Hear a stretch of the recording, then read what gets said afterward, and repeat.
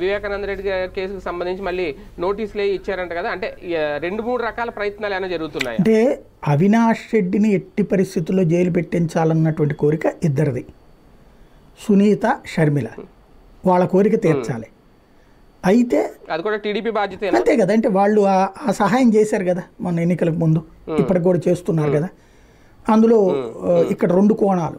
ఒకటి, సునీత వాళ్ళ భర్త అట్లాగే సిబిఐ డైరెక్టర్ మీద పెట్టిన కేసేమో తీసేయబడాలి. దానికి అనుగుణంగా ఇప్పుడు పిఏ కృష్ణారెడ్డి పేసిన ప్రైవేట్ కేసులో నిన్న విచారణ చేశారు, అతని వాంగ్మూలం తీసుకున్నారు.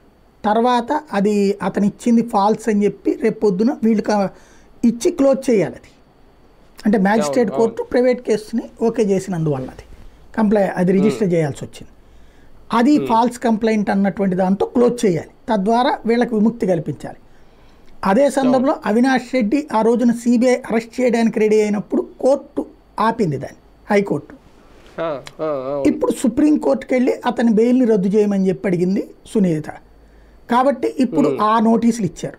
సాధారణంగా ఒక్కసారి కింద కోర్టు బెయిల్ ఇచ్చిన తర్వాత అతనికి అరెస్ట్ చేసి బెయిల్ ఇచ్చినట్టు రాసుకుని ఇచ్చేయమని చెప్పేసింది అతనికి. ఆ రోజున వీళ్ళు సబ్మిట్ చేసిన సాక్ష్యాల తర్వాతనే అది ఇచ్చింది, సాక్ష్యాల తర్వాతనే ఆ పాయింట్ రైజ్ అయింది. ఎందుకంటే